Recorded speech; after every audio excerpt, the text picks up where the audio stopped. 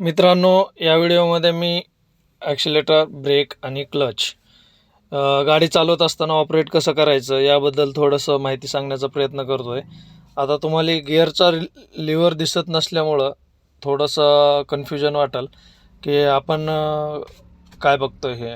तर कसं करायचं, फक्त क्लचचा, ब्रेकचा आणि ॲक्सिलेटरचा वापर काय करायचा, कसं करायचं आपल्याला. तर आता मी गाडी थांबवली. आता मी फर्स्ट गिअर टाकला आणि पुढं निघालो आहे. मित्रांनो, ज्यावेळी आपल्याला गाडी थांबवायची तेव्हा क्लच आणि ब्रेक दोन्ही दाबायचे आणि जेव्हा आपल्याला पुढं निघायचं फर्स्ट गिअर टाकून. आता इथं बघा, मी क्लच दाबला अगोदर, थोडंसं ब्रेक दाबला, गाडी थांबणार आहे.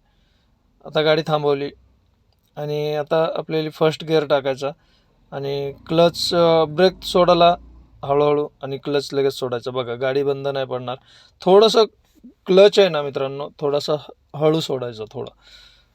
आता इथं तुम्हाला माझा पाय थोडासा क्लच पॅन्डलवरती थोडासा पुढं गेल्यासारखं वाटत असेल, शूज असल्यामुळं. आणि शक्यतो गाडी चालवत असताना मित्रांनो, सेकंड गिअर टाकला आहे, तर गाडी चालवत असताना शक्यतो मित्रांनो आपल्या पायांमध्ये शूज असलेच पाहिजेत. विदाऊट शूज आणि चप्पलनी गाडी नाही चालवायची.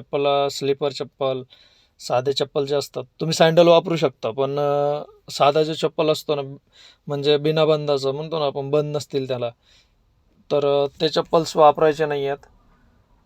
शक्यतो शूज आणि सँडल्स वापरू शकता गाडी चालवताना. शूज अजून बेटर सँडलपेक्षा. आता इथं स्पीड ब्रेकर आहे मित्रांनो पुढं. तर स्पीड ब्रेकरवरती काय करायचं, थोडंसं ब्रेक टच केला बघा, गाडी बंद नाही पडणार.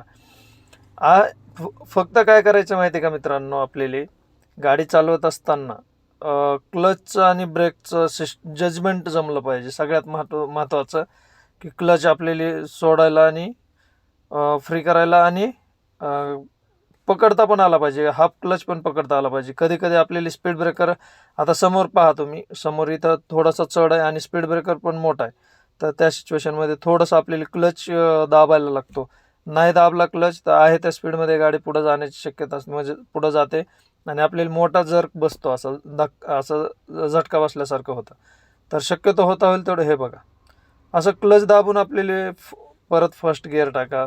म्हणजे थोडंसं आपल्याला गिअर शिफ्ट करायला वेळ लागेल, पण होता होईल तेवढं. हाफ क्लचवरती मोठा स्पीड ब्रेकर असेल तर तेवढा पुरतं तेवढं थोडंसं टच करा क्लच, म्हणजे झटका बसणार नाही आहे.